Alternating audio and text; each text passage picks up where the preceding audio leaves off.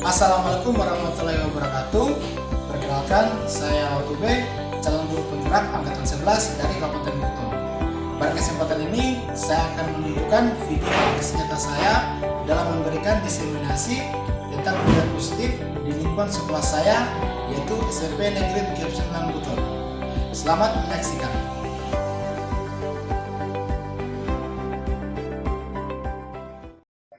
A'udzubillahi minasyaitonirrajim. Bismillahirrahmanirrahim. Rabbi shrah li sadri wa yassir li amri wahlul 'uqdatam min lisani yafqahu qawli. La haula wala quwata illa billahi al-'aliyyil azim. Yang saya hormati Bapak Ibu Wakil Kepala-Kepala Urusan, yang saya banggakan Bapak Ibu Dewan Guru. Assalamualaikum warahmatullahi wabarakatuh. Pertama-tama marilah kita panjatkan puji dan syukur kehadirat Allah Subhanahu wa taala karena atas limpahan rahmat dan karunia-Nya sehingga pada hari ini kita masih diberi kesehatan dan kesempatan untuk berkumpul bersama-sama di tempat ini, ya, untuk hadir pada salah satu kegiatan kita, yaitu ada presentasi dari calon guru penggerak kita yang sebentar nanti akan mempresentasikan atau memaparkan mengenai materi dari salah satu kegiatan program guru penggerak untuk angkatan 11 tahun 2024 ini.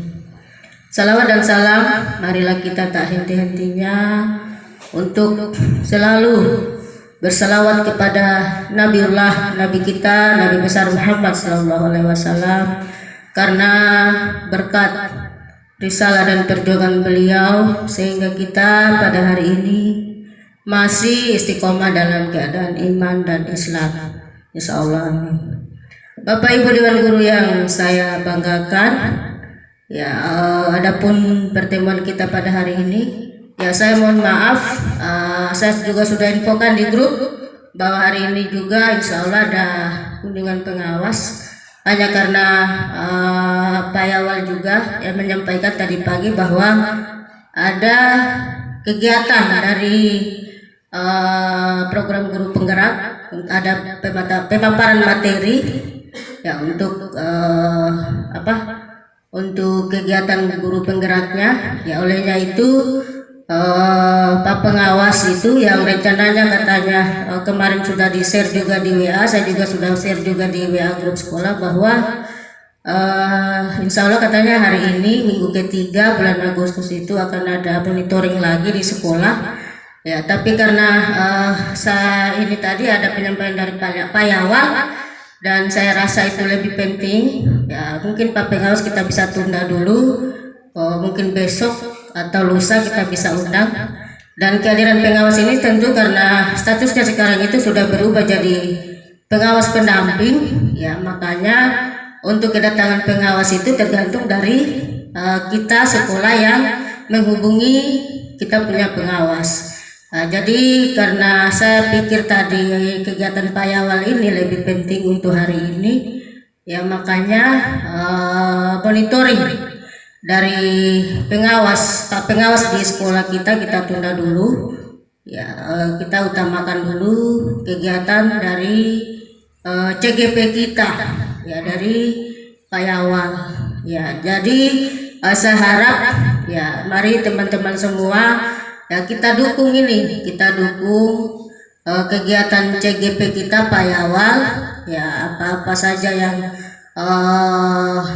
beliau berkegiatan di sini, ya, kita seharap kita semua Dewan Guru kita dukung, ya, apalagi disampaikan Pak Yawal ini bahwa ini juga akan diupload di PMM, ya, akan diupload di PMM hasilnya nanti.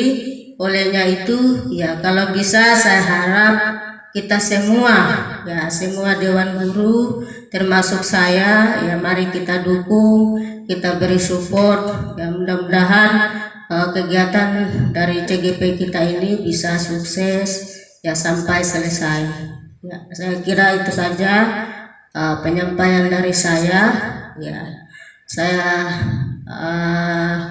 ya silakan, saya persilakan kepada Pak Yawal untuk menyampaikan materinya atau memaparkan apa-apa yang menjadi materi pada kegiatan CGP-nya. Ya, silakan.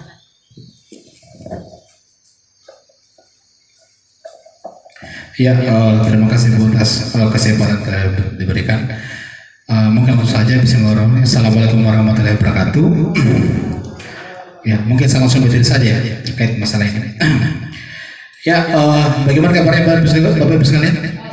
Baik, ya, baik ya. Jadi dari pagi menjelang siang ini mungkin kita suasananya sedikit membosankan ya. Tapi Insya Allah beberapa waktu ke depan saya minta waktu Bapak Ibu untuk kemudian kita mengikuti diseminasi budaya positif ya, di mana di sini sangat penting untuk kita dan juga bisa memberikan manfaat dan pengetahuan untuk kita semua sebagai seorang guru gitu. Jadi mungkin langsung saja. Jadi di sini materi yang saya bawakan tentang diseminasi modul satu tempat atau budaya positif ya. Jadi seperti yang saya sampaikan sebelumnya, terkait masalah calon guru penggerak ini, di materi calon guru penggerak ini ada banyak ya, ada banyak. Dan alhamdulillah kita sekarang sampai pada materi budaya positif ya. Sebelumnya ada 3 modul sebelumnya ya. Pertama itu ada pemikiran kecerdasan, kemudian yang kedua itu nilai dan peran guru penggerak, ketiga itu visi guru penggerak, dan keempat ini yaitu budaya positif. Dan ini ya, di antara semua materi itu, materi ini yang boleh bilang bisa merubah mindset pemikiran seorang guru ya, mindset pemikiran seorang guru bahwa oh ternyata guru itu seharusnya seperti ini ya, itu. Jadi sebelumnya kita sebagai seorang guru ini mungkin berpikir bahwa tugas kita yang sebagai seorang pengajar ya, hanya bisa masuk dalam kelas kemudian mentransfer pengetahuan, mentransfer materi, tapi tidak seperti itu. Ada banyak aspek yang perlu diperhatikan ya. Perhatikan. Jadi seperti yang disampaikan oleh Kak Dewantara itu, intinya di pembelajaran itu bagaimana kita memerdekakan murid. Murid itu merdeka, murid itu senang. Itu. Jangan kita sebagai guru kemudian memaksakan kehendak, atau kita sebagai guru sebagai pusat pembelajaran. Itu yang salah. Jadi kita sebagai seorang guru itu kita menyerahkan sepenuhnya kepada murid untuk bagaimana mereka mengeksplorasi materi. Ya, mereka bebas berekspresi, bebas berpendapat, dan bebas berkreasi dalam kelas. Ya, saya kira itu intinya dari hal ini. Kemudian di sini berikutnya, nah ini. Jadi di sini kalau kita sebagai seorang guru ya, di mana kita kemudian di sini melakukan pembelajaran di sekolah, kita tuh ingin lingkungan yang aman dan nyaman ya, berbasis disiplin positif di sekolah dan akan berdampak secara maksimal pada perkembangan dan pembentukan karakter peserta didik. Ya, jadi intinya bahwa kita itu ingin lingkungan yang aman dan nyaman bagi murid. Itu yang menjadi tujuan utama kita, ya. Dimana kemudian dia terdapat perkembangan dan pembentukan karakter. Ada karakter yang tercipta kita bagaimana kita melakukan proses pembelajaran di kelas, ya. Itu seperti itu. Oke. Kemudian nah ini. Nah, jadi di materi budaya positif ini ada 6 kemudian subbok materi yang kemudian sangat penting untuk kita pelajari dan sangat penting untuk kita perhatikan ya. Yang pertama itu ada yang namanya disiplin positif ya, positif. Kemudian ada juga yang namanya teori motivasi. Kemudian ada juga namanya 5 posisi kontrol. Kemudian ada 5 kebutuhan dasar manusia dan ada namanya segitiga restitusi. Nah, di antara semua modul yang saya pelajari selama calon guru penggerak ini, di modul inilah yang kemudian bisa merubah mindset pemikiran saya 180 derajat berubah ya. Makanya kemarin saya juga berharap kepada teman-teman bagaimana untuk mengikuti pendidikan ini, karena memang di sini kita dirubah, kita punya mindset berpikir bagaimana sih cara kita memperlakukan seorang murid seperti apa dan seharusnya seperti apa. Itu yang paling penting ya. Oke, mungkin langsung saja. Oke, jadi ini topiknya yang kita bahas pada kesempatan kali ini tentang diseminasi. Pertama itu disiplin positif dan nilai kebajikan universal. Yang kedua itu teori motivasi, hukuman, dan penghargaan. Ketiga keyakinan kelas. 4 kebutuhan dasar manusia dan dunia berkualitas. Dan 5 posisi kontrol serta segitiga restitusi. Ya, seperti itu. Namun sebelum kita mulai dari materi ini mungkin kita sepakati dulu ya. Sepakati dulu keyakinan kelas kita. Ya. Keyakinan kelas kita atau kesepakatan kelas. Mungkin saya langsung mulai saja ya. Jadi sebelum kita mulai materi itu ada kesepakatan yang harus kita buat ya. Kesepakatan ini bisa berupa antar kita dengan guru dan antar kita sebagai guru dengan seorang murid. Tapi karena di sini saya membawakan materi, mungkin kita sesama sebelum kita mulai materi mungkin kita sepakati dulu apa yang perlu kita lakukan. Oke, pertama mungkin ada yang usul bang saran apa? Kesempatan kelas ya. Oke, misalkan pertama mungkin jangan ribut ya. Jangan ribut.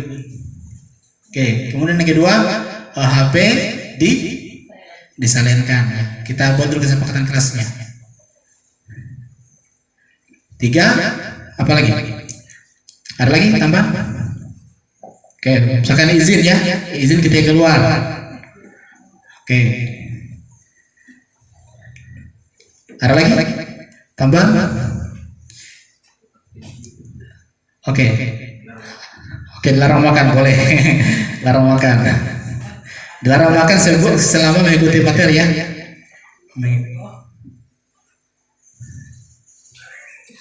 Oh, sebelum materi ya. Sebelum materi ya. Oke, ada lagi?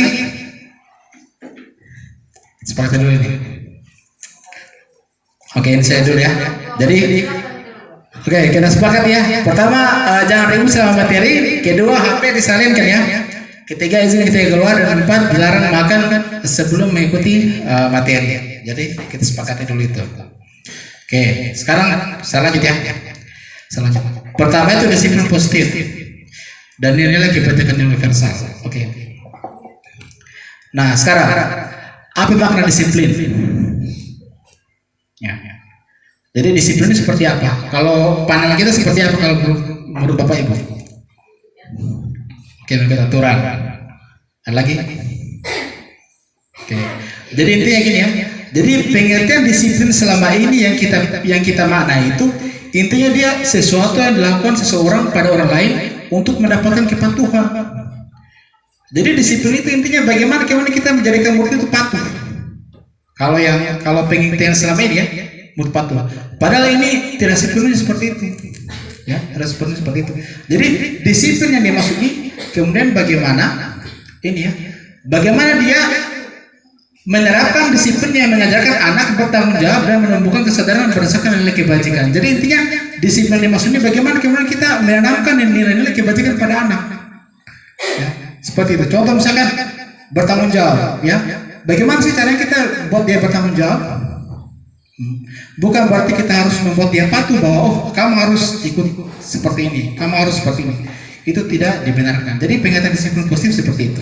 Kemudian yang kedua, dia merupakan disiplin diri yang dapat mengontrol diri dalam melakukan segala tindakan.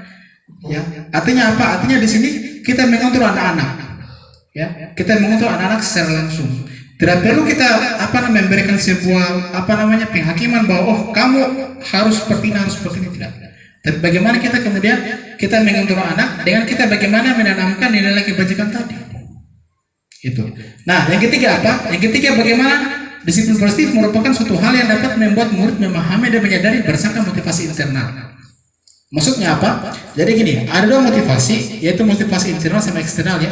Kalau internal itu dari dalam murid, dia sadar bahwa oh ternyata saya selama ini salah. Nah, itu yang perlu kita bangkitkan di murid, bukan dari eksternal atau dari luar. Katakan misalkan kita anak berbuat salah kita marah-marahin dia. Itu salah sebenarnya. Tapi bagaimana kemudian kita mengajarkan yang nilai kebajikan tadi kepada anak sehingga mereka tahu bahwa ternyata selama ini salah. Artinya disiplin positif itu muncul dari benaknya diri anak, bukan dari kita, bukan dari luar, tapi dalam internalnya anak. Itu yang perlu kita pahami. Kalau kita selama ini kalau disiplin positif, bagaimana kita buat anak-anak patuh sama kita? Oh kamu harus begini, kamu harus begini, tidak seperti itu. Nah, itu kemudian yang kita pikir kita salah selama ini, yang saya ketik. Nah, kemudian apa? Nah, disiplin positif ini utamanya itu bagaimana kita menerapkan nilai kebajikan universal. Nanti sebentar saya akan jelaskan bagaimana itu. Cuma di sini pengertiannya nilai kebajikan adalah sifat-sifat positif manusia yang merupakan tujuan mulia yang ingin dicapai setiap individu. Jadi nilai kebajikan ini merupakan sifat positif manusia. Positif. Oke. Kemudian dengan mengingatkan nilai kebajikan diyakini seorang, maka motivasi intrinsiknya akan terbangun. Artinya motivasi dari dalam diri seorang itu akan terbangun bahwa oh mereka selama ini salah, misalkan seperti itu. Sehingga menggerakkan motivasi dari dalam untuk dapat mencapai tujuan mulia yang diinginkan. Oke, lanjut ya. Nah ini. Nah, nilai-nilai kebajikan universal secara umum ada di profil pelajar Pancasila. Ya. Jadi tujuan pendidikan kita itu secara nasional itu bagaimana kemudian menerapkan karakter dari nilai-nilai profil pelajar Pancasila ini. Ada berapa nilai profil pelajar Pancasila? Ada 6. Bagaimana kemudian mereka berkeimanan kepada Tuhan, bagaimana kemudian mereka bertakwa berakhlak mulia, bagaimana kemudian mereka mandiri, bagaimana kemudian mereka berakal kritis, bagaimana mereka berkebinekaan global, bergotong royong atau berkolaborasi dan kreatif. Ini tujuan pendidikan kita secara nasional. Tapi bukan hanya ini, masih banyak hal-hal kebajikan yang lain. Ya, tapi secara umum seperti ini. Jadi bagaimana disiplin kita sebagai seorang guru itu arahnya ke sini. Ya, seperti itu.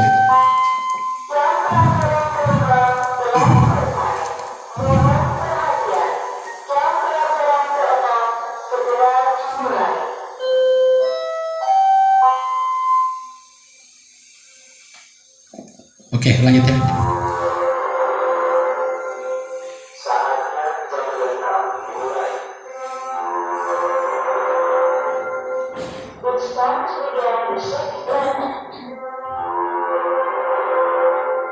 Ya oke, lanjut ya. Jadi nilai kebajikan itu bukan hanya di profil pelajar Pancasila ya.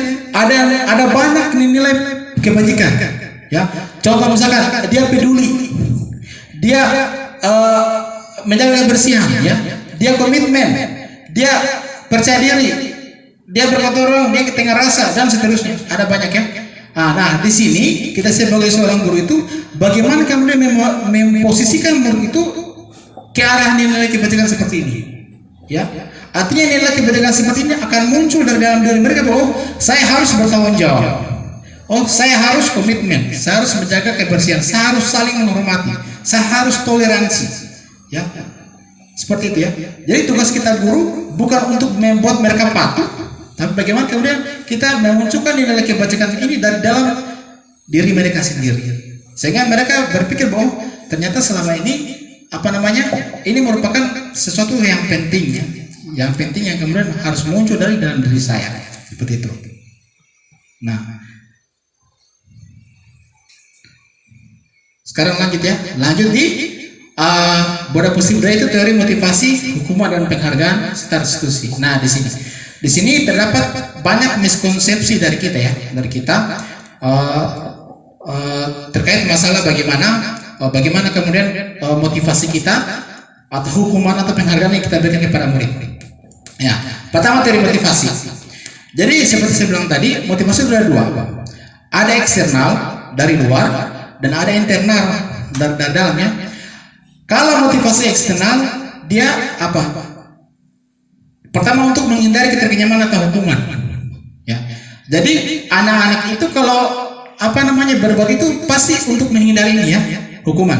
Terkadang ya, kita berbuat itu dia menghindari hukuman nih. Sehingga kemudian dia melakukan hal seperti itu. Yang kedua, dia mendapatkan imbalan.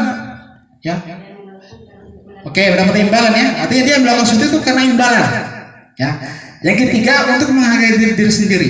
Nah, di antara tiga motivasi ini, yang terakhir lagi diharapkan untuk diterapkan.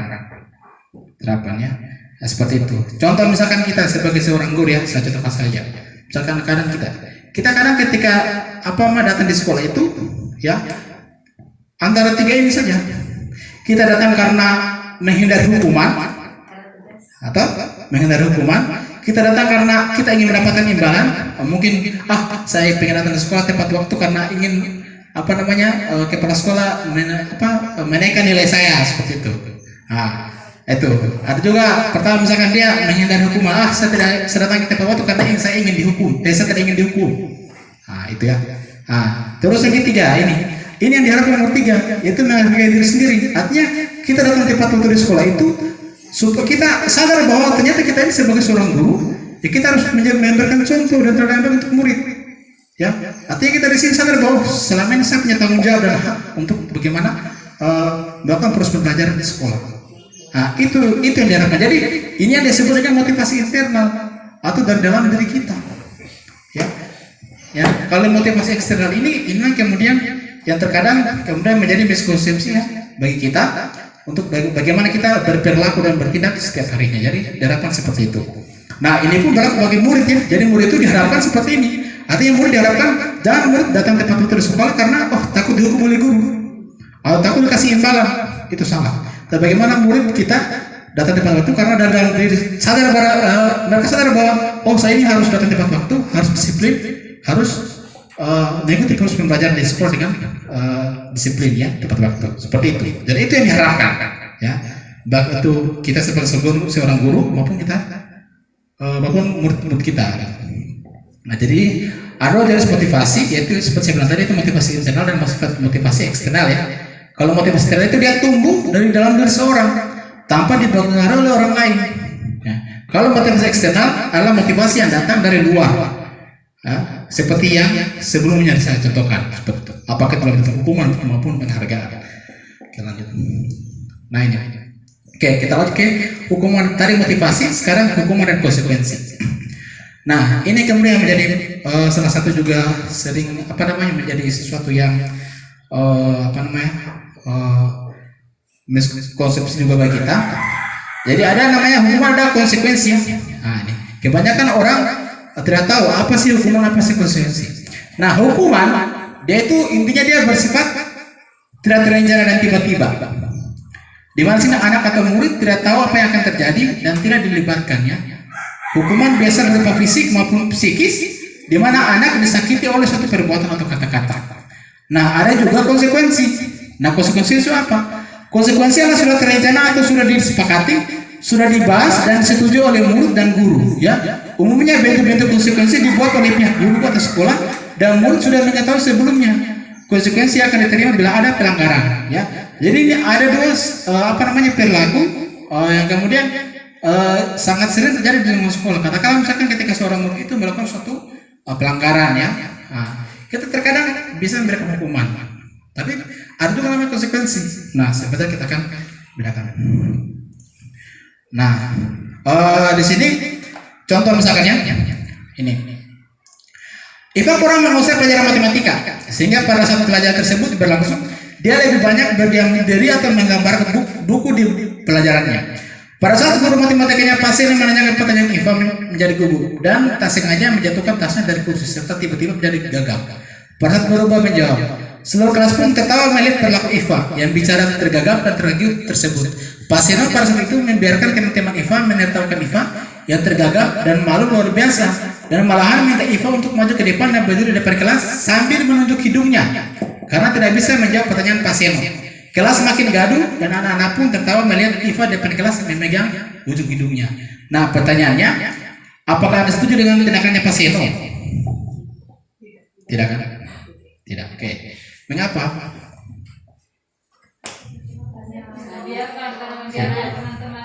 Oke, karena membiarkan teman-temannya menertawakan Iva. Oke. Berikutnya, menurut Anda tindakan Pak Seno itu hukuman atau konsekuensi?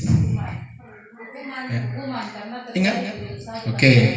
Hukuman karena terjadi begitu saja ya. Itu bukan konsekuensi ya. Kalau konsekuensi itu sesuatu yang kita sepakati sebelumnya. Nah, sebelumnya ya, seperti itu. Kalau hukuman dia langsung, misalkan ada anak berbuat salah, kita ketika berbuat salah itu kita langsung tunjuk dia maju ke depan, misalkan tunjuk hidungnya atau melakukan sesuatu hal yang negatif. Itu namanya hukuman. Kalau konsekuensi tidak, konsekuensi itu ketika kita melakukan kesepakatan dengan kelas dan ketika melanggar muridnya itu, maka itulah namanya konsekuensi. Kita bisa memberikan konsekuensi. Misalkan kita misalkan gini, ada anak yang tersengaja menjatuhkan misalkan botol minumnya temannya, seperti itu. Nah, sehingga untuk itu maka si guru itu menyuruh si anak yang menjatuhkan botol temannya tadi bahwa bersihkan mejanya. Itu namanya konsekuensi, ya, karena sudah mengganggu ketertiban dalam kelas, seperti itu, ya. Nah, oke, lanjut saja. Oke, nah di sini ada 6 contoh kasus. Oke. Ingat ya, kalau hukuman itu dia sifatnya langsung dan dia berupa fisik ya. Kalau konsekuensi dia berupa suatu hal yang kita sepakati. Terkait masalah hukum atau konsekuensi. Pertama, mencatat 100 kali dalam buku kalimat saya tidak akan terlambat lagi karena terlambat sekolah. Ini hukum atau konsekuensi? Hukuman. Oke, lanjut. Lari meninggal lapangan basket 2 kali. Hukuman. Murid untuk pusat 15 kali. Hukuman. Mengadakan kertas tugas teman yang telah disuruh-suruh. Konsekuensi ya. Kalau dia membersihkan tumpahan air di meja tulis karena tersinggung pada saat belajar. Nah, itu ya. Nah, meminta murid tidak mengenakan sepatu seharian di sekolah karena tidak mengenakan sepatu hitam. Hukuman itu. Hah? Hukuman? Oke. Konsekuensi. Oke. Harus peringat ya. Oke. Oke, jadi ya. Dia harus peringat. Oke. Sekarang kita lihat jawabannya. Oke, itu sudah betul ya. Oke, jadi poin 45 ini dia konsekuensi, yang ini hukuman. Ya. Jadi intinya hukuman itu dia berupa fisik, ya, berupa fisik, sesuatu hal yang kita lakukan dan secara tiba-tiba kita lakukan kepada murid. Nah itu namanya. Nomor 6, minta murid tidak mengenakan sepatu seharian di sekolah karena tidak mengenakan sepatu hitam. Artinya di sini dia ya. Bagaimana? Fisik kan? Fisik. Kan dia meminta murid tidak mengenakan sepatu seharian ya. Minta, jangan pakai sepatu seharian. Secara tidak langsung dia menghukum tuh. Artinya dia tidak pakai sepatu saat itu. Harusnya Suruh ganti. Toh, kali ini dia suruh tidak mengenakan. Nah, tidak pakai. Jadi ini yang menjadi miskonsepsi kita. Artinya ada konsekuensi dan ada hukuman. Nah, kalau kita lihat di antara dua ini, konsekuensi yang agak positif muaranya diberi dengan hukuman. Ya, alangkah bagusnya kita sebagai guru itu kita tidak menghukum seorang murid seperti ini. Ya, seperti itu ya. Oke, lanjut. Yes. Kemudian dari restitusi. Nah, nanti restitusi ini merupakan sebuah langkah yang sangat positif ya bagi kita seorang guru untuk menerapkan disiplin atau budaya positif di sekolah. Apa itu restitusi?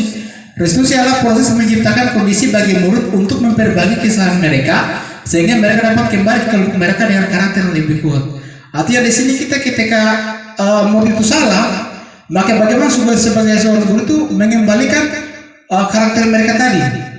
Jangan murid salah kita kemudian menyalahkan mereka juga. Nah, itu merupakan suatu konsep yang salah.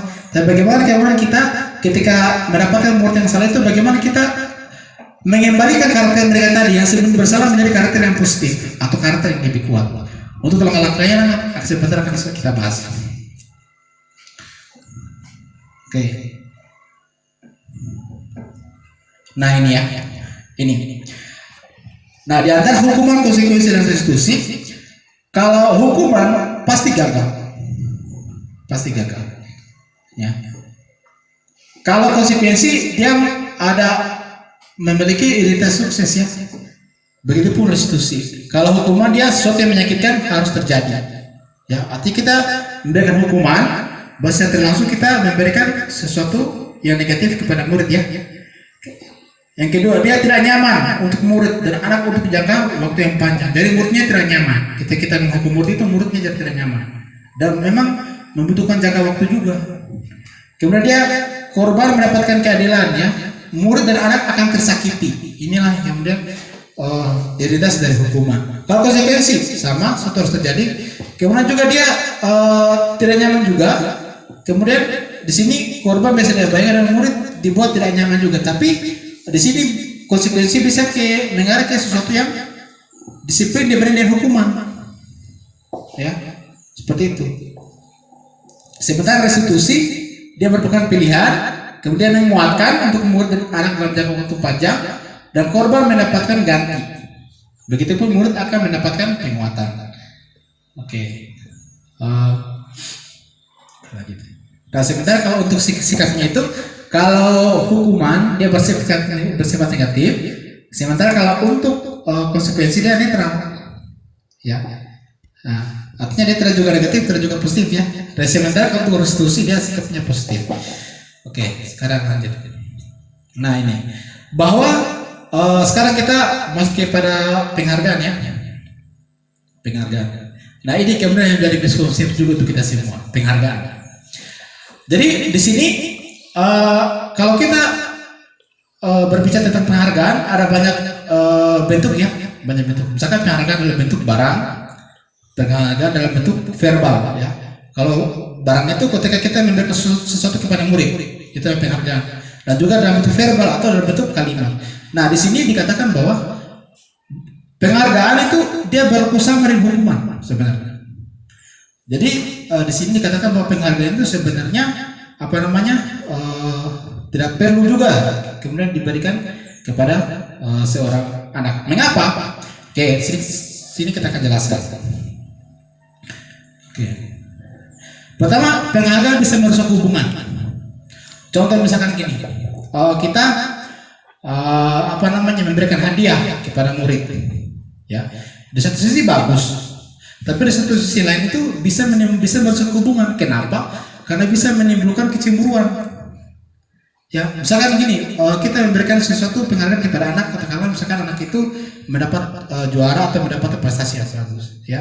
Tapi bagi teman-teman lain yang melihat itu, maka pasti ada rasa apa namanya kecemburuan, ya, ada rasa apa namanya tidak enak kepada temannya tadi, sehingga sekarang mereka itu menjadi apa? Terkadang ada kesenjangan sosial di situ, ada kesenjangan, sehingga terkadang juga ada anak itu yang tidak mau bergaul sama teman yang mendapat hadiah tadi gitu. Sehingga di sini dikatakan masuk hubungan. Kemudian dikatakan di sini penghargaan menurunkan kualitas, ya. Ada juga penghargaan dia mematikan kreativitas dan penghargaan mengurangi motivasi intrinsik. Jadi penghargaan juga itu bisa selain itu bisa juga penghargaan itu bisa kemudian menimbulkan kesenjangan tadi ya, kesenjangan. Di samping hadiah tadi juga apa ya? Kalau boleh bilang itu contoh misalkan ada juga anak yang mendapatkan prestasi yang misalkan, kemudian kita berikan hadiah.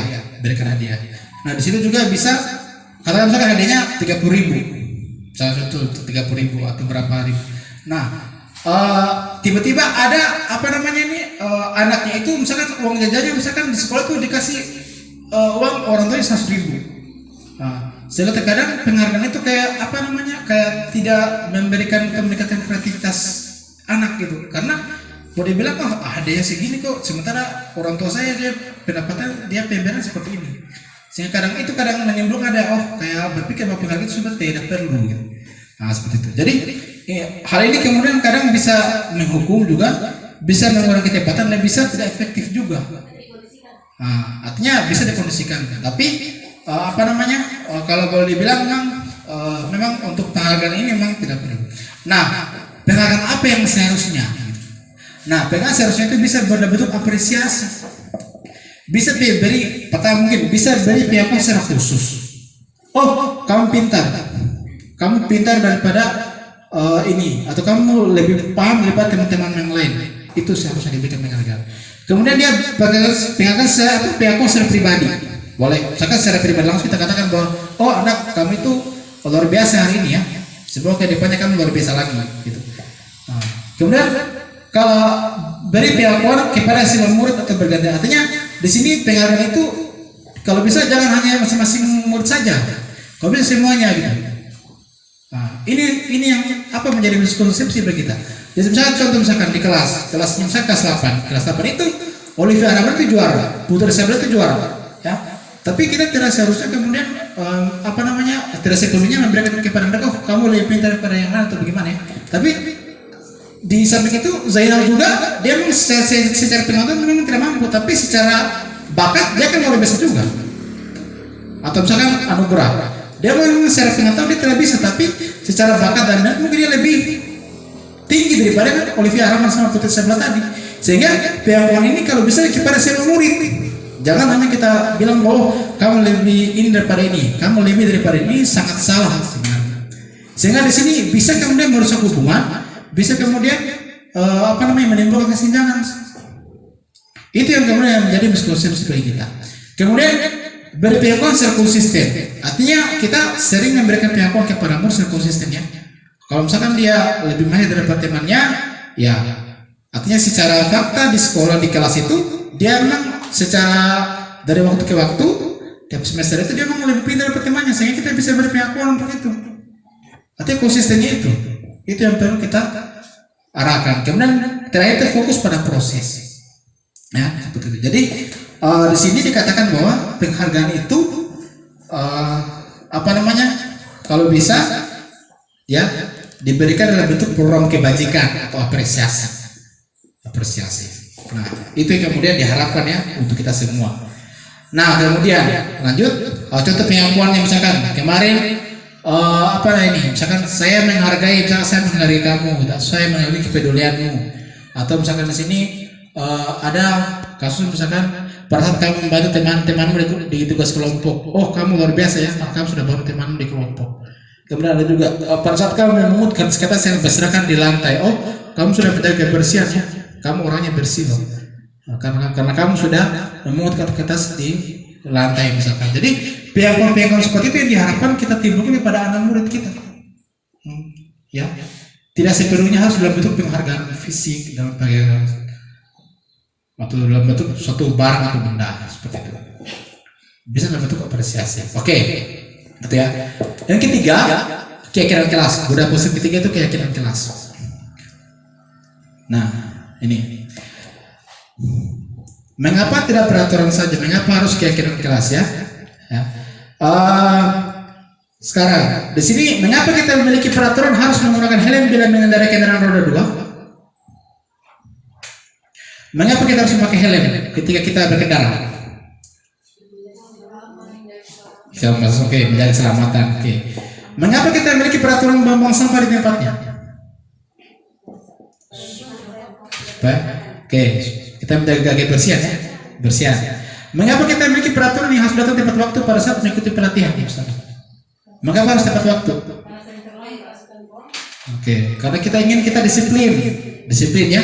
Jadi ini keselamatan, kebersihan, dan disiplin. Nah, untuk mendukung motivasi intrinsik, kembalikan ke nilai keyakinan karena akan lebih menggerakkan seorang dibandingkan mengikuti serangkaian peraturan-peraturan. Nah, sehingga di sini dikatakan mengapa harus keyakinan bukan peraturan? Kalau keyakinan dia muncul dari dalam diri kita, ya. Kalau peraturan, itu terkadang merupakan sesuatu hal yang bisa tabu juga ya untuk kita. Dan alangkah baiknya bagaimana kita membangkitkan keyakinan kelas tadi atau keyakinan kita tadi. Oke, lanjut. Nah, di keyakinan kelas kita ini dia sedikit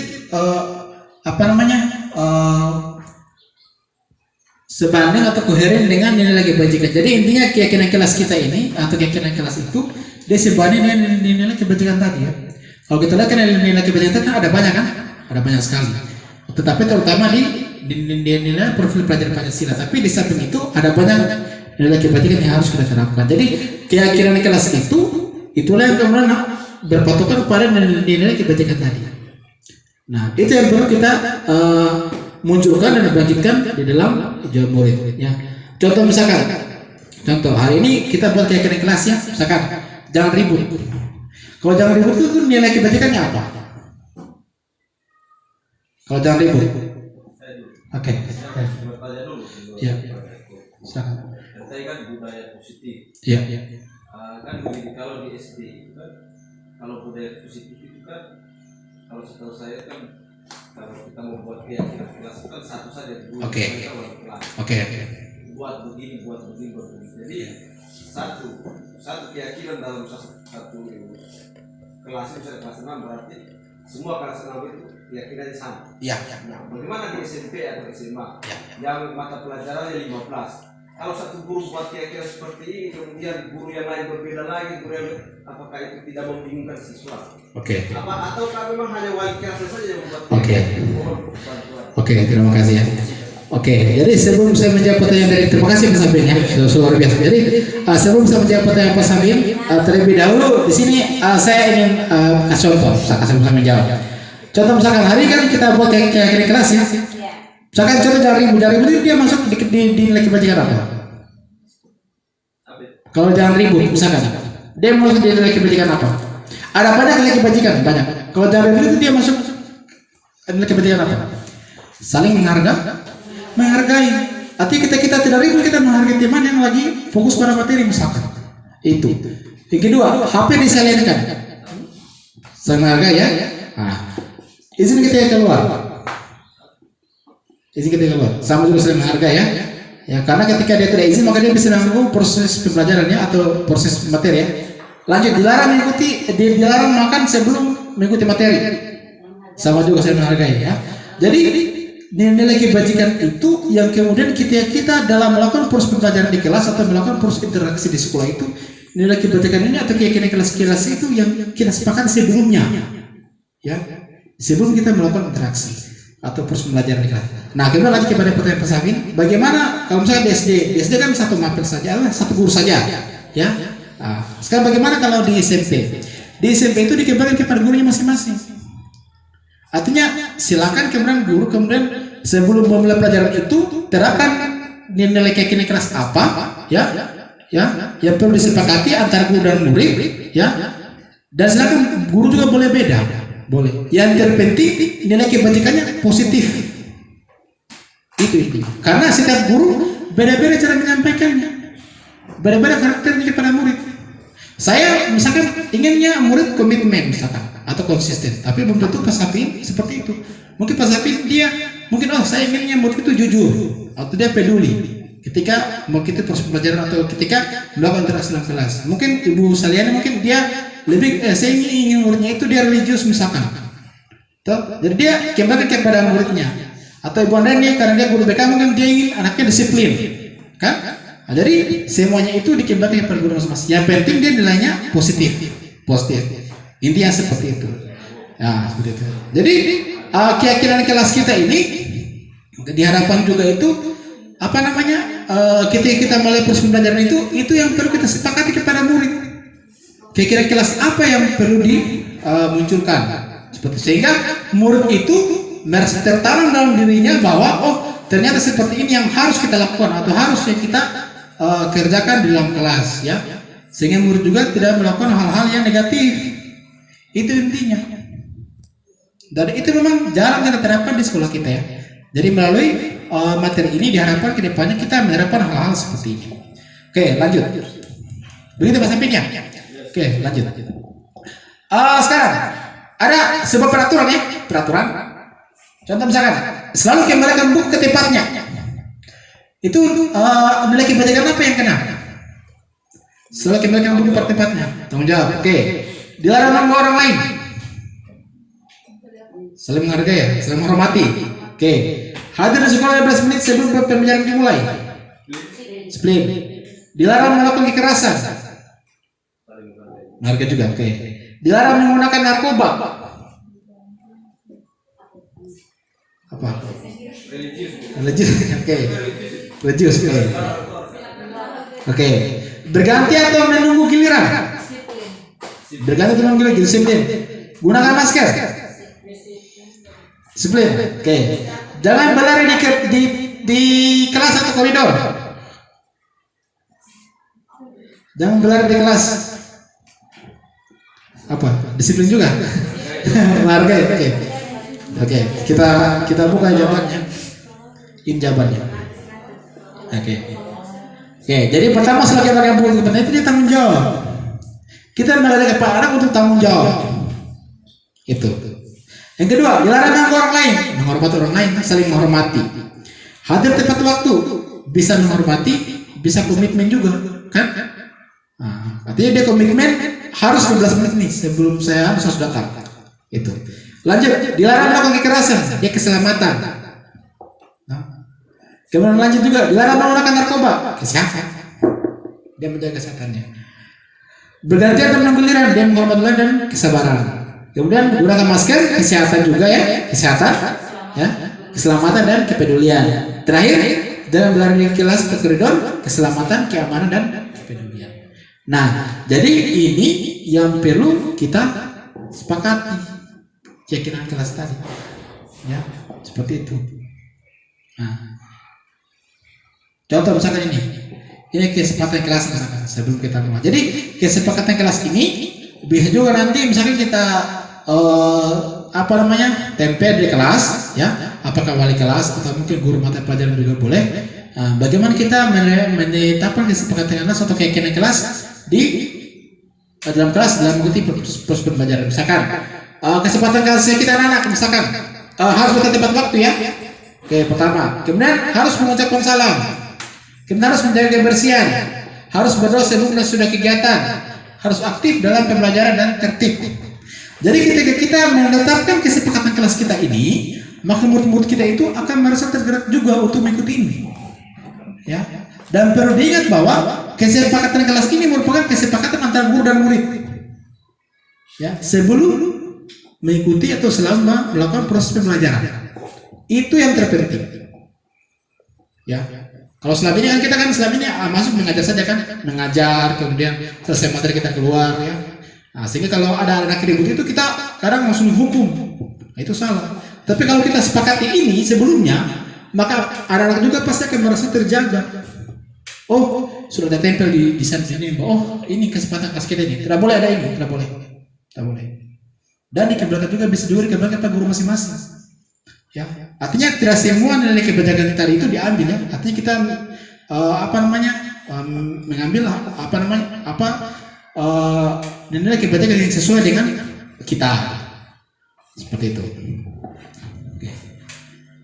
Oke. Nah ini prosedur pembentukan keyakinan kelas. Pertama, mempersilakan warga sekolah atau murid-murid di sekolah kelas untuk bercurah pendapat. Misalkan tentang peraturan yang perlu disepakati. Misalkan ketika sebelum kita mulai proses pembelajaran itu, kita sepakat dulu antara murid sama guru. Kira apa yang perlu kita sepakati anak? Sama seperti saya tadi. Kemudian apa? Yang kedua, mencatat semua masukan pada murid di papan tulis bercatat.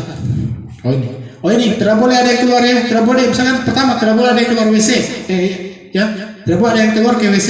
Tidak boleh ada yang omong-omong dalam kelas. Itu contohnya. Nah setelah kita berpendapat sama murid sama guru, kita mencatat. Yang ketiga, kita menyusun keyakinan kelasnya sesuai prosedur pembentukan keyakinan kelas. Gantilah kalimat-kalimat dalam bentuk negatif menjadi positif. Kemudian keempat, meninjau kembali daftar curah pendapat. Kelima, meninjau ulang keyakinan sekolah. Dan keenam itu keyakinan sekolah dilekatkan di dinding kelas di tempat yang mudah dilihat semua warga kelas. Jadi itu ya seperti itu. Intinya keyakinan kelas itu bagaimana kami kesepakatan antara guru sama murid. Nah kemudian ketika disepakati itu maka kemudian itu ditempel di dinding atau kemudian menjadi sebuah patokan bagi kita, petunjuk bagi kita. Nah, lanjut. Ini. Ada gini ya. Oke. Jadi di sini ada beberapa komponen ya. Jadi pertama ada peraturan kelas ya. Jadi peraturan kelas itu boleh bilang merupakan sesuatu hal yang umum ya. Di mana ketika kita ada peraturan tadi, maka di situ dibuat keyakinan kelasnya. Contoh misalkan jangan ribut, peraturannya, keyakinan kelasnya apa tadi? Saling menghargai. Berarti kita harus saling menghargai ya. Nah, yang kedua ini hak bersilakan saling menghargai misalkan. Oke, kita saling menghargai. Nah, setelah itu, setelah terbentuk keyakinan kelas, maka akan terbentuk lingkungan yang positif. Kelasnya jadi aman, tertib, dan nyaman. Yang ketiga, ketika lingkungannya positif, maka budaya positif akan terbentuk. Artinya budaya positif sini akan nilai-nilai kebajikan tadi akan membudaya dalam diri seorang anak, seorang murid. Nah, itulah yang kemudian menjadi landasan bagi kita bagaimana kemudian kita menuju budaya positif. Dan di sini juga sedikit saya kembali itu ada namanya di sini keyakinan kelas itu mengganti kalimat-kalimat dalam bentuk negatif menjadi positif. Ini. Jadi kemarin di SMP 5 itu di Ibu Oni itu ya, karena sekarang sudah menjadi kepala SMP 5 itu, dia sekarang telah merubah peraturan sekolah yang sebelumnya kalimat negatif menjadi positif. Contoh seperti apa? Kalimat negatif, misalkan dilarang seperti ini. Itu kalimat negatif. Dirubah menjadi kalimat positif. Ya, karena dengan merubah menjadi kalimat positif itu, maka budaya positif akan muncul dari dalam diri kita dan begitu pun murid. Nah, gitu ya. Tapi itu dalam ranah pimpinan satuan pendidikan. Kalau kita sebagai seorang guru, bagaimana kita merubah frasa-frasa atau kalimat-kalimat negatif tadi di kelas itu menjadi kalimat positif. Oh, misalkan ada anak dilarang membuang sampah atau dilarang membuat seperti itu. Oh, berubah menjadi kalimat positif. Ayo jaga kebersihan ya. Ayo kita jaga kebersihan. Ayo kita seperti ini. Ayo kita seperti ini. Itu kalimat positif. Tapi jangan kalimat negatif. Saya pikir dengan merubah kalimat positif itu, maka terkadang itu muncul dari dalam diri murid itu bahwa oh ternyata budaya kita positif kita seperti ini. Gitu. Dan itu juga agak berdampak positif pada murid. Ya, seperti itu. Mungkin itu sekedar contoh. Kita lanjut ya. Ini kebutuhan dasar manusia. Oke, berapa positif keempat? Lanjut ya.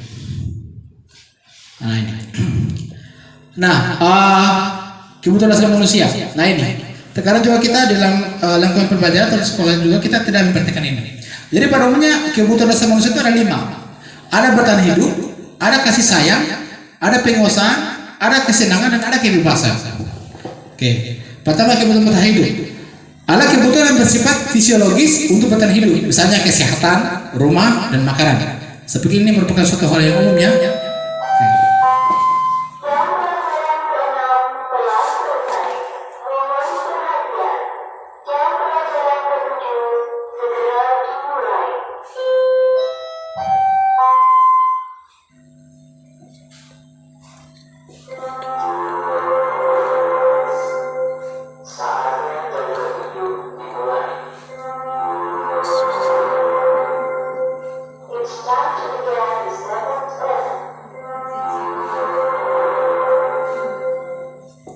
Oke, lanjut ya. Oke, yang kedua ada kasih sayang dan rasa diterima ya. Jadi kebutuhan dasar manusia yang kedua itu dia ingin diterima atau dia butuhkan kasih sayang ya dan rasa diterima. Ada juga penguasaan, dia berhubungan dengan kekuatan untuk mencapai sesuatu atau menjadi kompeten atau menjadi terampil atau diakui atas prestasi yang dia terampilkan. Yang keempat kebebasan, kebutuhan pilihan. Artinya di sini kebutuhan untuk bebas adalah kebutuhan akan kemandirian otonomi, memiliki pilihan dan mampu menentukan dari hidup orang lain. Dan kelima kesenangan. Jadi kelima-limanya ini itu pada umumnya ada pada dalam diri kita. Dan tentunya ada juga pada diri seorang murid. Ya. Oke, saya akan cari kasih contoh di antara ini. Jadi ada 5 kebutuhannya. Ada bertahan hidup, ada kasih sayang, ada penguasaan, kebebasan dan kesenangan. Ya, oke lanjut. Contoh kasus misalkan ada seorang murid namanya Dinda. Dia bilang seperti ini. Ibu guru bilang, aku tidak boleh bersenandung sewaktu mengerjakan tugas atau bernyanyi mengerjakan tugas. Katanya kelas harus tenang, tidak ada suara, kan nggak seru jadinya. Sekarang pertanyaannya, kebutuhan apa yang dibutuhkan Dinda ini? Dia ingin menyanyi dalam kelas, nyanyi, toh? Tapi dia dilarang oleh gurunya tidak boleh. Sehingga dia berhenti menyanyi. Nah, sekarang pertanyaannya, kira-kira Dinda ini dia butuh apa gitu? Di antara kesenangan, kebebasan, penguasaan, apa tadi dia butuh apa? Kebutuhannya apa? Kesenangan. Oke. Pertama kesenangan. Oke. Yang kedua, ibu guru tidak menyapa aku hari ini. Padahal aku pakai jepit rambut baru. Ibu guru tidak sapa saya hari ini. Butuh apa? Butuh kasih sayang? Kasih sayang. Apresiasi. Pujian. Oke. Lanjut. 3. Aku bosan, maka belajarnya cuma gitu-gitu aja. Dengerin ibu guru aja. Dia bosan. Dia butuh apa menurut ini? Kasih sayang, kesenangan. Maksudnya di antara 5 tadi, di antara kebebasan ya. Oke. Terakhir, aku sebel gambarku tidak rapi. Malah ibu guru menunjukin ke teman-temanku di depan kelas. Pilihannya kesenangan, penguasaan, kebebasan. Oke. Penguasaan, kasih sayang, kesenangan, dan kebebasan. Kebebasan, penguasaan, kasih sayang, kesenangan. Kebebasan. Oke, langsung saja. Ini. Penguasaan. Pertama dia kesenangan. Jadi anak ini dia ingin bernyanyi tapi gurunya tidak izinkan. Maka dia butuhkan kesenangan tuh. Nah, itu. Yang kedua, ibu guru tidak menyapa hari ini. Ya dia butuh kasih seorang guru untuk menyapanya hari ini. Ketiga, kebebasan.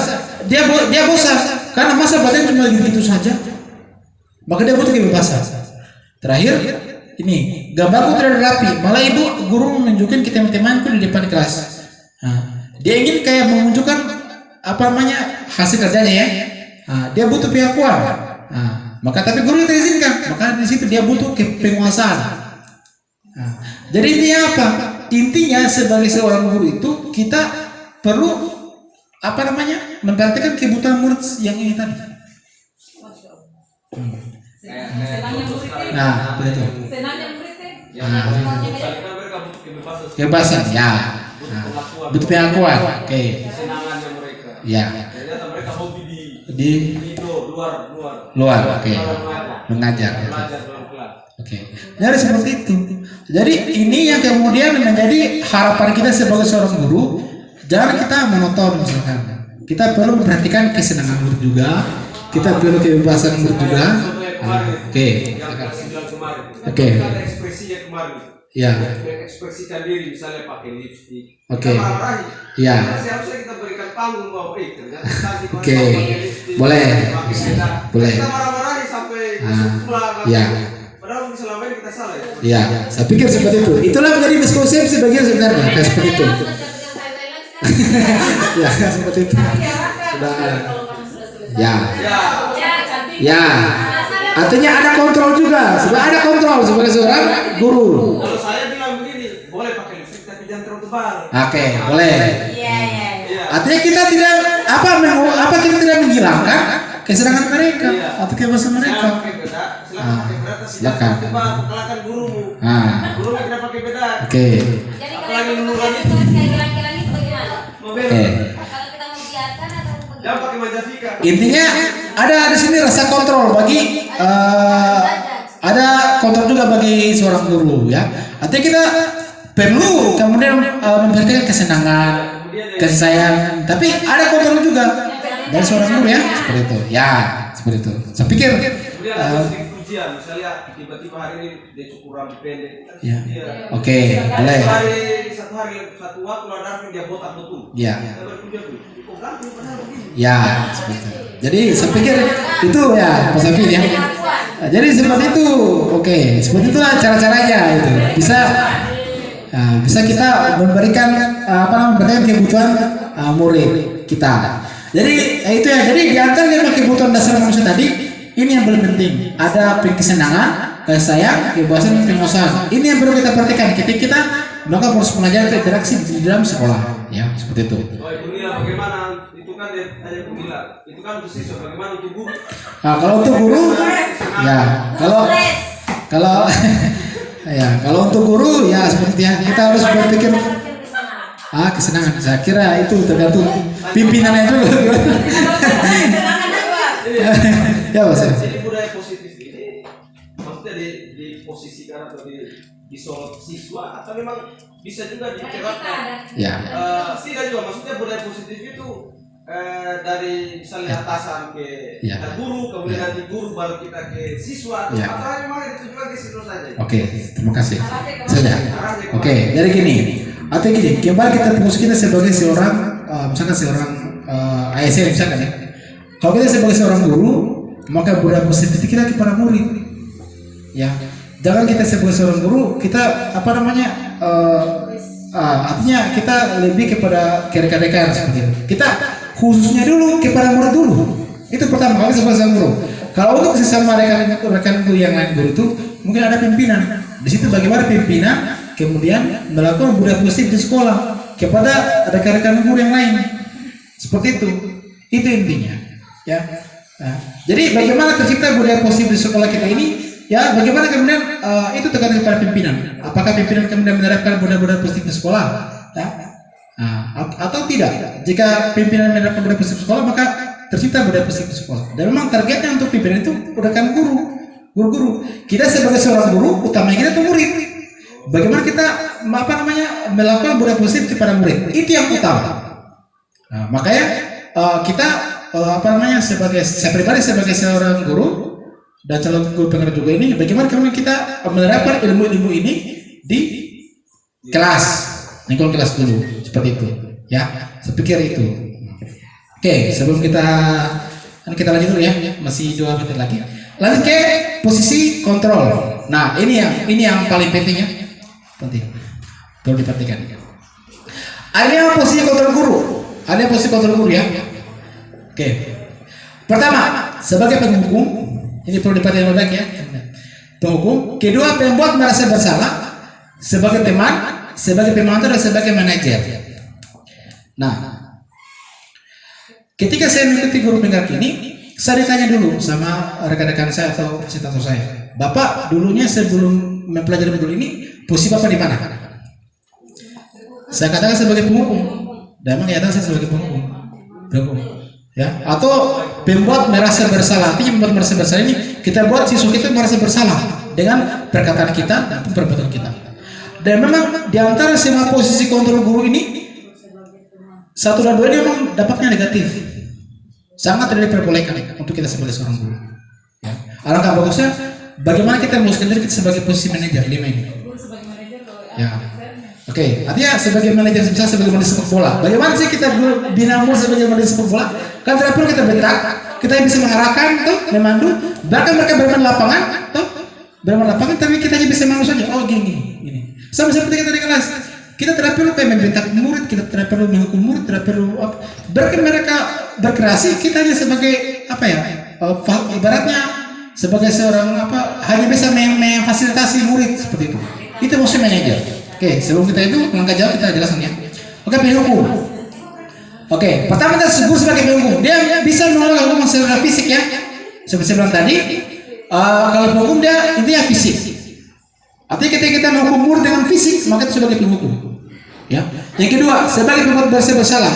Pada posisi ini biasanya guru akan bersuara lebih lembut. Toh pembuat merasa bersalah akan menggunakan keheningan yang membuat orang lain merasa tidak nyaman, bersalah atau rendah diri. Artinya di sini bagaimana perkataan seorang guru itu atau sikap seorang guru itu membuat murid itu merasa bersalah.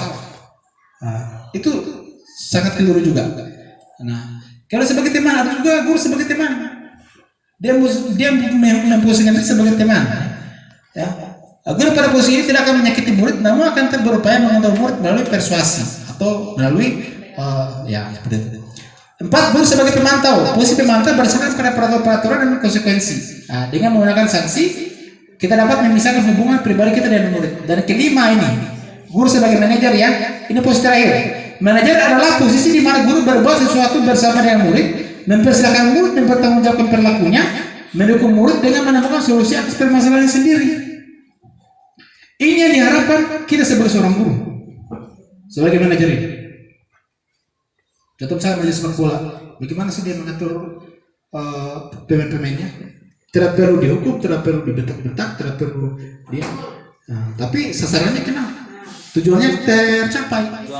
Nah, itu yang diharapkan sebagai seorang guru. Jangan kita sebagai seorang guru itu kita bersifat menghukum, dapat merasa bersalah dan sebagainya. Ya. Tapi bagaimana kita memposisikan sebagai manajer? Itu yang perlu kita rubah mindset berpikir kita sebagai seorang guru sekarang. Ya, itu. Nah, lanjut. Nah ini. Di sini kalau dia penghukum, dia kasih gagal. Kalau kita hukum anak, pasti ada bekas secara fisik dan psikis ya. Itu yang kalau fisik mungkin akan bisa hilang, tapi psikisnya itu dia pasti akan memberi kesan bahwa guru itu dulu sering hukum saya. Dan selama-lamanya akan ditanda seperti itu. Nah itu yang negatif, salah seperti itu. Kemudian pembuat merasa bersalah. Misalkan di sini. Berceramah dan mengatakan, saya kecewa sama kamu misalkan, saya tidak senang kamu seperti ini. Tahu? Itu seolah membuat murid merasa bersalah. Dan itu memang sangat tidak bagus. Ya. Jadi di sini kita di sini merefleksikan diri. Kira kita masuk posisi mana? Kita masuk posisi mana sekarang kita? Kalau saya juga bilang saya dulu terhukum Pak. Cuma sekarang saya bagaimana memposisikan diri saya ke posisi 5. Tidak gampang, tapi perlahan. Tidak langsung ke manajer ya, tapi kita harus rubah masih berpikir kita dulu. Kita mulai dari diri dulu, ya. Jangan langsung ke sini, jangan langsung ke sini manajer. Tapi bagaimana kita menyesuaikan diri, beradaptasi, ya, dan pasti untuk waktu juga ya. Berarti begini Pak ya, mungkin kalau hukum salah satunya misalnya begini. kalau tidak kerja tugas, saya tidak berikan nilai, begitu. Ah, kalian sebagai apa? Bagaimana kalau hukuman yang mendidik? Penghukum itu atau bagaimana? Kalau dia udah fisik, dia punya fisik. Apakah mungkin disuruh angkat kaki atau disuruh kerja keliling lapangan? Disuruh begini ya, tulis di buku selama sebanyak 500 kata atau 500 halaman. Itu hukuman kan? Sebelum tadi hukuman tuh. Yang tidak kerja tugas, dia diberi nilai. Kira-kira dalam bentuk apa ya? Maksudnya menghukum atau membuat dia bersalah? Kalau saya menurut saya pembuat merasa bersalah. Karena dengan adanya perkataan seperti itu, maka dia merasa tidak bersalah bahwa ternyata saya ini salah atau misalkan saya ini harus dihukum. Itu bisa dihukum, bisa juga merasa bersalah. Dua-duanya. Jadi yang kita perlu kontrol ini bagaimana perilaku kita kepada murid. Itu yang perlu kita kontrol. Contoh misalnya gini, hukuman. Kalau kamu tidak melakukannya, awas ya. Hukum. Memberontak menyalahkan orang lain, berbohong. Atau di sini murid meletakkan guru di luar, dulu berketas. Atau misalkan biarkan saja, nanti juga marah-marah lagi. Kalau misalkan di sini, kalau pembuat merasa bersalah ya, ini, contoh misalnya ini, seharusnya kamu sudah tahu ya, ibu lelah sekali mengatakannya, ibu stres, atau ibu kecewa sama kamu, ibu tidak sayang sama kamu, itu pembuat merasa bersalah. Sehingga murid itu merasa bersalah. Saya ini sudah. Itu. Kemudian itu. Oke. Nah, jadi ini yang gagal ya. Begitu kau tuh? Oke, jadi ini yang gagal. Ini yang sukses. Contoh, bisa sebagai teman. Misalkan ini, dia membuatkan alasan-alasan untuk muridnya. Ayolah, misalkan ini kalau guru bisa berkata ya, ayolah, lakukan demi ibu. Masa kamu tidak mau? Ingat tidak, ibu pernah bantu gini. Artinya posisi gurunya dia dulu sebagai teman, kayak anggap murid sebagai teman. Nah, itu bagus juga. Cuma bisa berdampak pada apa? Berapa? Ketergantungan, boleh. Betul. Salah satu hal yang berdampak juga kalau sebagai teman itu misalkan, kalau misalkan gurunya ada saat itu, tapi kalau gurunya tidak ada, maka dia akan kehilangan kan? Kayak ibaratnya seperti itu. Jadi kalau bisa positifannya ini kita, dia memang positif tapi sukses, tapi kalau bisa jangan seperti itu.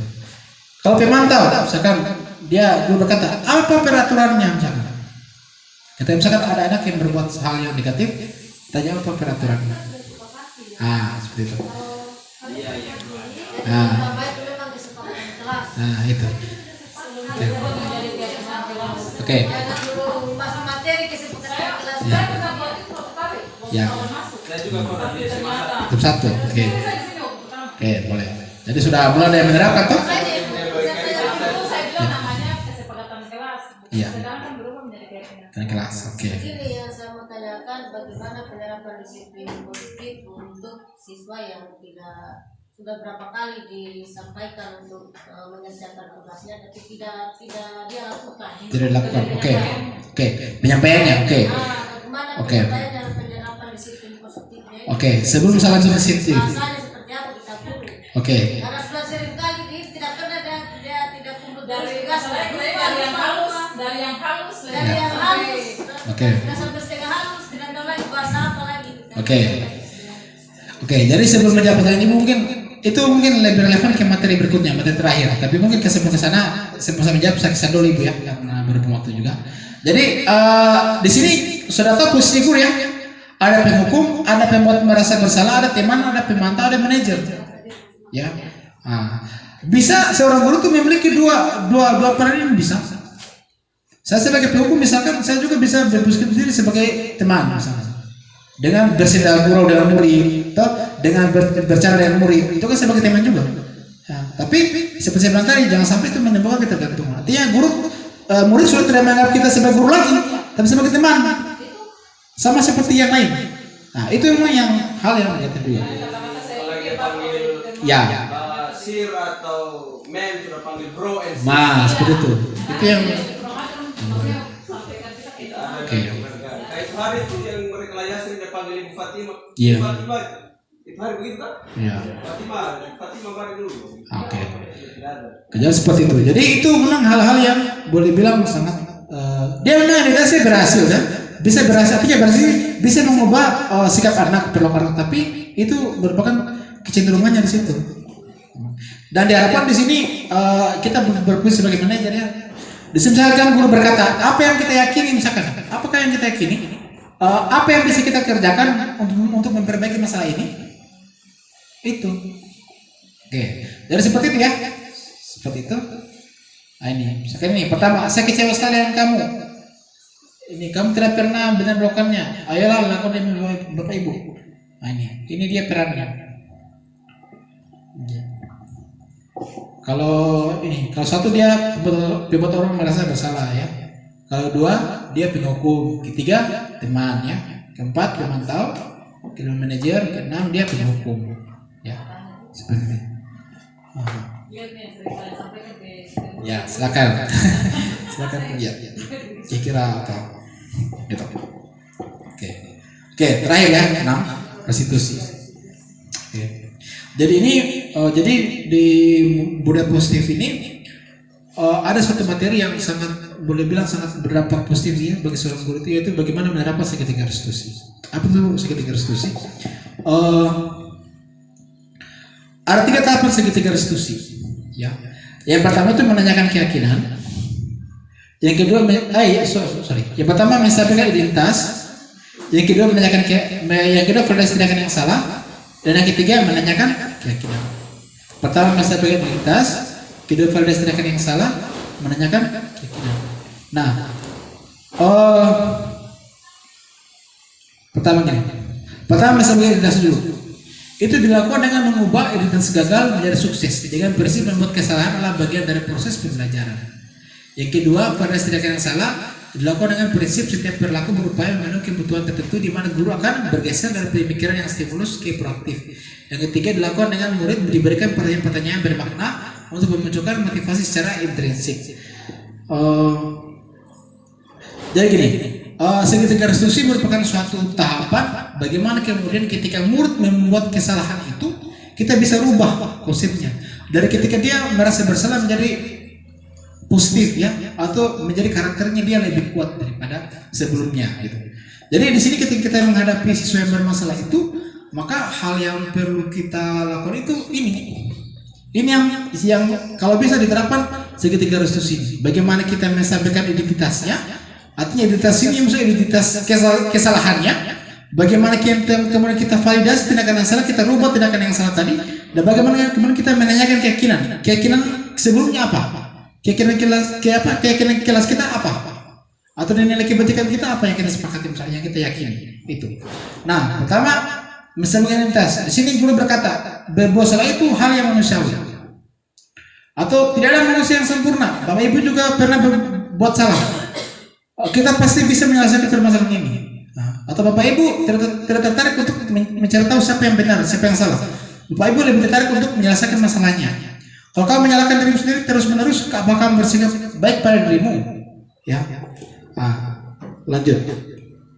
Kalau ini validasi kebutuhannya atau validasi tindakan yang salah. Di sini dia lebih kepada membantu siswa mengenali kebutuhan yang ingin dipenuhinya.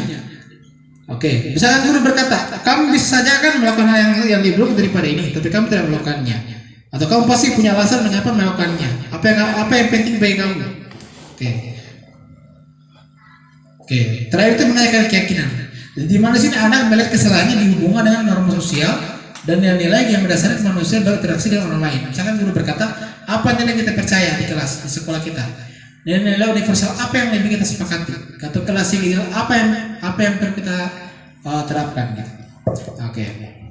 Jadi diharapkan segitiga restitusi ini diterapkan dalam menghadapi siswa-siswa kita yang melakukan kesalahan atau berbasis yang memiliki kelakuan negatif. Saya di sini ingin mencontohkan ya, contoh misalkan ada seorang murid yang terlambat misalkan, ya. Sekarang ada seorang murid yang terlambat. Murid ini terlambat datang 30 menit, ya. Kalau kita sebagai seorang guru mungkin kalau kita sebagai penghukum langsung menghukum ya. Hukum mana? Kamu ke lapangan misalkan 10 kali. Atau kamu naik di kursi sampai pulang. Atau kamu tulis 500 kata, jangan terlambat lagi. Itu salah.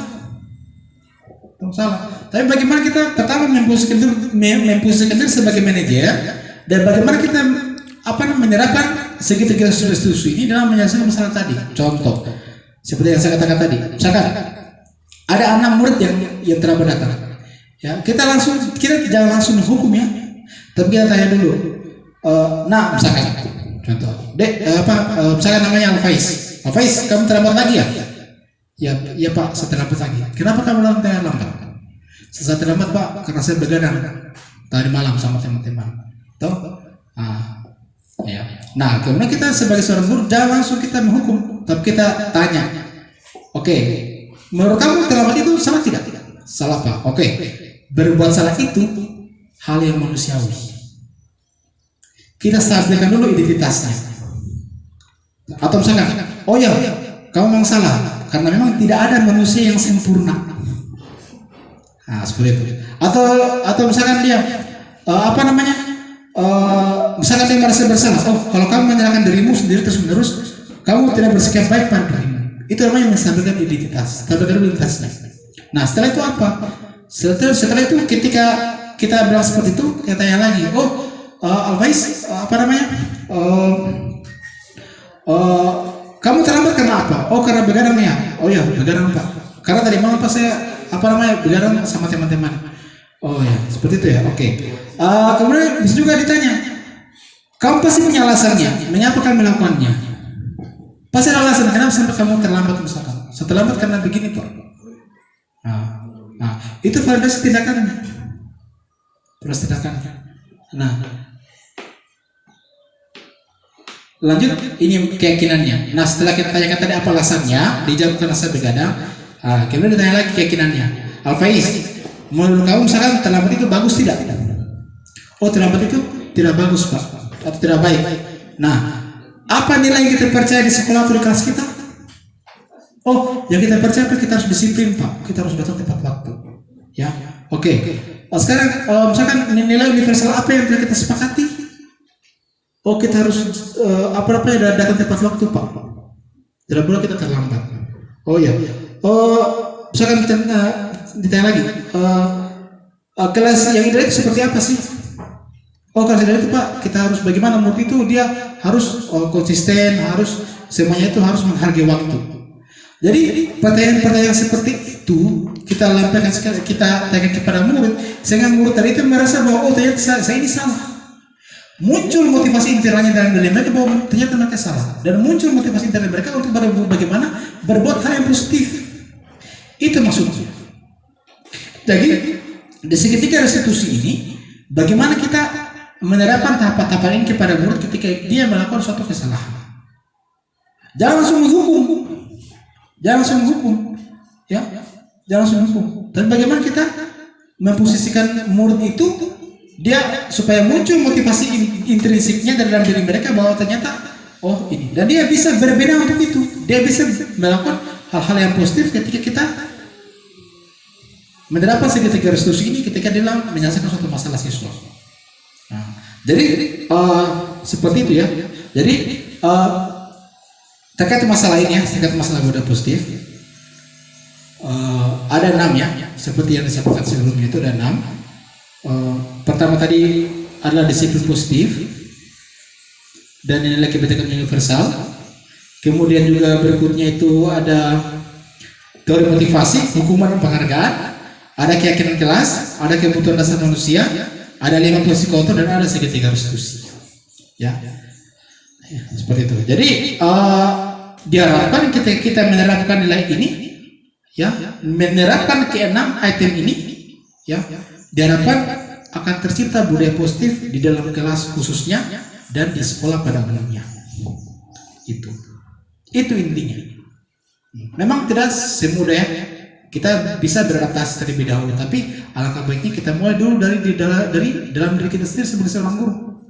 Bagaimana kita memposisikan diri kita sebagai seorang guru, sebagai seorang teladan bagi murid. Itu. Dan diharapkan budaya positif ini diterapkan dalam kelas. Sehingga bisa kemudian menggeser posisi kita yang sebelumnya ya ke posisi yang seharusnya gitu, kepada murid kita. Atau dalam kata lain itu bagaimana kita menerapkan budaya positif itu di dalam sekolah atau dalam kelas. Oke, saya pikir itu ya. Jadi terkait masalah ini saya juga berharap kemudian dengan adanya diseminasi ini, saya berharap juga bagaimana kemudian kita bersama-sama mewujudkan budaya positif kita di sekolah, mulai dari diri kita dulu, ya, dengan menerapkan disiplin positif, ya, menerapkan nilai-nilai kebajikan universal, kemudian bagaimana kemudian kita memahami teori motivasi, hukuman dan penghargaan, kemudian bagaimana kita memahami kebutuhan dasar manusia, utamanya murid, kemudian bagaimana kita memahami posisi kontrol kita sebagai seorang guru seperti apa, dan bagaimana kita menerapkan segitiga restitusi, ya, dalam menyelesaikan suatu permasalahan, ya. Saya pikir mungkin itu saja yang dapat saya sampaikan. Mungkin ada yang mau bertanya, mungkin saya silakan. Oke, terkait pertanyaan ibu tadi ya, bagaimana kemudian menyelesaikan permasalahan bagi anak yang sering melanggar ya. Oke, jadi kalau kita lihat dari konsep budaya positif ini, ya, pertama mungkin kita harus mendapatkan posisi kita dulu sebagai seorang guru seperti apa, ya. Kita kalau bisa jangan langsung menghukum, ya, tapi kita bagaimana kita beralih ke posisi manajer tadi. Kita kita posisi kita sebagai seorang guru itu sebagai manajer dulu. Bagaimana kemudian kita menanyakan keyakinan kelasnya, menanyakan keyakinan anak. Kira oh ini salah tidak? Oh salah ya. Oke, kalau salah yang dilanggar apa misalkan? Misalkan anak terlambat seperti tadi, anak terlambat. Oh ini kamu terlambat ya? Oke, kamu sekarang apa yang kamu langgar sekarang? Oke, keyakinan atau kesempatan apa yang kamu langgar? Oh disiplin. Kalau begitu jangan diulang lagi ya. Nah kemudian bagaimana kalau misalkan diulang lagi? Kalau diulang lagi, bagaimana kita kemudian menerapkan segitiga restitusi tadi pada anak? Ya, artinya kita selalu mencoba, tetapi dengan cara yang positif. Saya pikir itu yang penting, ya. Karena kalau langsung hukum atau misalkan hukumnya, kamu langsung dipulangkan atau kamu, itu sangat tidak dibenarkan. Tapi bagaimana kita mencoba hal-hal yang positif tadi, ya, kepada anak, dan dan saya akan juga pasti akan berdampak positif juga untuk anak. Kami kan kita belum mencoba untuk menerapkan ini, tapi harapannya ke depannya ketika kita menerapkan ini, itu akan ada perubahan bagi murid. Oke, sekarang seperti itu. Ada tamu, silakan. Saya mungkin cuma menanggapi pertanyaan dari kepala sekolah tentang kawan-kawan tadi. Itu saya ambil contoh untuk anak kita Farhan. Iya. Iya, itu berkaitan dengan disiplin positif atau posisi kita sebagai guru. Untuk saya sendiri, posisi saya sebagai guru bimbingan dan konseling, untuk Farhan itu kan saya sudah tanyai bahwa ini kita ambil satu contoh. Dia itu kenapa sering terlambat atau sering pulang? Karena memang secara ekonomi dia tidak sama dengan teman-teman. Sehingga ya solusinya itu kita tidak bisa memaksakan, hanya bisa mengerti. Kalaupun kita harus memaksakan, maka kita harus kasih dia uang. Ya. Kasarnya kan gitu. Jadi budaya disiplin positif tadi itu memang harus kita terapkan untuk dia, khususnya untuk dia. Ya. Seperti itu. Kalau kita hanya menghukum karena dia tidak datang, kita tidak tanyakan penyebabnya apa, kenapa dia tidak datang pada saat itu, jelas kita hanya hukum terus dia sampai kapan seperti itu. Oke, saja. Oke, jadi gini. Artinya di sini saya hanya bisa menekankan kalau bisa jangan ada hukuman. Itu dulu. Kalau bisa hindari hukuman. Artinya kita mencoba dengan hal yang baru. Mungkin seperti saya bilang tadi, kita posisikan dulu bagaimana kita sebagai seorang manajer dulu misalkan, ya, atau bagaimana kemudian kita memahami kebutuhan dasarnya apa. Misalkan tadi dikatakan bahwa dia kurang ekonomi, berarti apa yang kurang, apa yang dia butuh? Mungkin dia butuh kesenangan kan, atau mungkin dia butuh misalkan kebebasan. Nah, kalau kebebasan bagaimana posisi kita sebagai seorang guru misalkan? Nah itu. Jadi intinya bahwa saya juga berharap ya, artinya ada banyak kasus di sekolah kita ini ya, bukannya itu ya, ada banyak kasus, bukannya aparan. Tapi intinya di sini mungkin hal yang bisa saya sampaikan itu, kalau bisa hindari hukuman. Hukuman kalau bisa ditiadakan dulu. Kita mencoba dengan hal-hal yang positif, ya, seperti itu. Ya, artinya ketika ada murid yang bersalah itu jangan langsung kita menghukum, jangan. Kita mencoba dulu hal yang positif dengan cara-cara yang kita lakukan, dan saya juga berharap juga mungkin akan ada dampaknya, dampak positifnya di situ. Mungkin Farah mungkin bisa berubah, atau mungkin terasa sekali dua kali, mungkin perlahan-lahan, ya, perlahan. Karena terkadang juga anak itu kan dia kan butuh kasih sayang. Mungkin dia berlaku owner di kelas, di sekolah. Padahal dia butuh kasih sayang. Selama ini dia ada di rumahnya. Dia butuh diperhatikan, toh? Dia butuh kebebasan.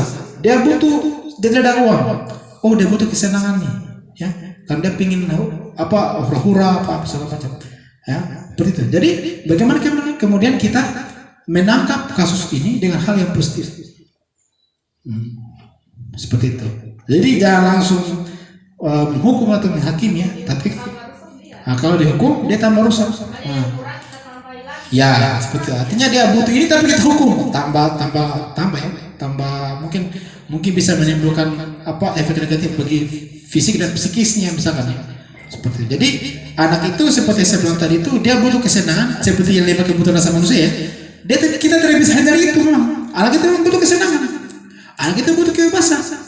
Anak itu butuh pengusaha. Makanya jangan kita sebagai seorang guru kita mengurangi itu, tidak boleh. Tidak boleh. Tapi sebagai seorang guru kita hanya bisa mengontrol itu. Kontrol murid. Kontrol. Kalau kita ingin mengontrol murid, jangan kita sebagai seorang penghukum atau pembuat merasa bersalah tadi. Tapi bagaimana kita bekerja sebagai manajer? Bagaimana sih manajer itu? Manajer tidak pernah beta pemainnya. Tidak pernah memukul pemain. Kalau kalah timnya apakah marah? Kan tidak. Kalau kalah, besok kita akan main bagus supaya kita menang lagi. Kalau ada murid yang nakal, murid yang dapat nilai tidak bagus, hari ini kamu mungkin tidak bagus, besoknya belajar supaya bagus lagi. Kan seperti itu. Nah, bisa motivasi murid. Nah, itu yang kemudian diharapkan di sini. Dan saya juga sebelum saya menyampaikan tim juga saya juga seperti itu. Sedulu gurunya selalu menghukum, selalu membuat merasa bersalah, selalu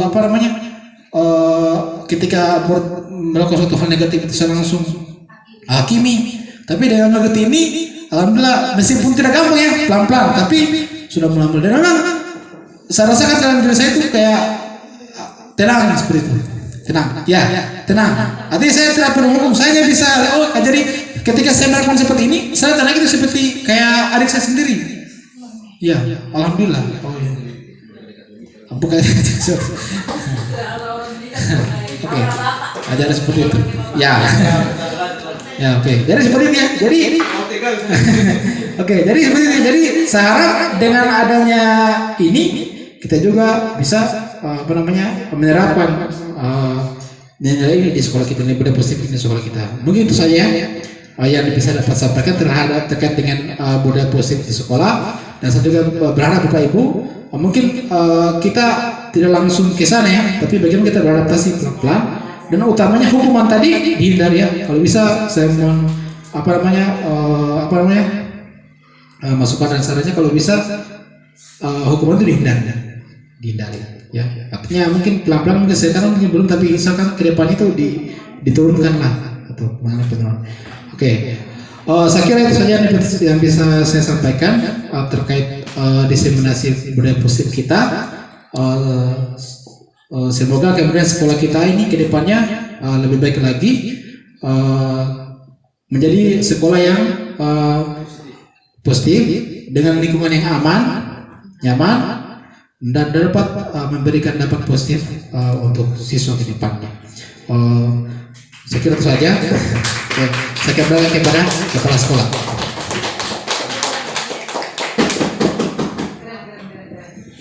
Ya, terima kasih atas pemaparannya Pak Ewan sebagai calon guru penggerak dari SMP 39 Buton untuk angkatan 11 tahun 2024. Ya, terima kasih sekali lagi, ya, kepada CGP kita angkatan 11 tahun 2024 untuk Kabupaten Buton. Ya, kepada Pak Yawal, ya, sekali lagi kami ucapkan terima kasih, dan saya harap di sini apa-apa yang sudah berapa kali saya ikuti untuk kegiatan dari CGP ini, ya, waktu Jumat lalu juga saya juga ikuti. Kebetulan ada asesor juga dari asesor dari CGP ini, ya, itu berkegiatan juga menyampaikan atau memaparkan materi-materi yang ada pada modul-modul CGP, program guru penggerak dari PGP. Ya, saya kira memang bagus, ya, bagus sekali kegiatannya, modul-modulnya, ya, termasuk hari ini juga penerapan disiplin positif, ya, saya kira juga itu bagus, ya, untuk kita dengarkan bersama materinya. Yang Jumat lalu itu tentang visi misi, ya, saya kira juga sudah bagus sekali, ya, dimana kita bisa revisi juga kita punya visi misi sekolah, ya, dari kegiatan dari PGP kita ini. Saya harap kepada jangan hanya Pak Yawal saja yang bisa ikut PGP, saya harap mungkin dari guru-guru lain, termasuk dari GTT, ya, biar juga GTT bisa, ya, lebih-lebih ASN. Mari kita ikut kegiatan ini, dan memang kita sebagai guru ini harus selalu kita ikut pengembangan keprofesian untuk kita sebagai guru, kita selalu ikuti supaya, ya, itu bermanfaat selain untuk diri kita sendiri, utamanya kepada murid-murid kita. Ya, jadi di sini saya harap, ya, kepada kita semua Dewan Guru, ya, jangan hanya Pak Yawal saja, tetapi, ya, Pak Safi, Ibu Rukyani, Bu Sali bisa ikut lagi kegiatan ini untuk tahun-tahun ke depan. Ya, ya, saya kira demikian. Ya, saya tutup pertemuan kita ini dengan ucapan alhamdulillahirabbil. Ya, lebih dan kurangnya kegiatan ini mohon dimaafkan. Akhir kata, wabillahi taufiq wal hidayah. Wassalamualaikum warahmatullahi wabarakatuh.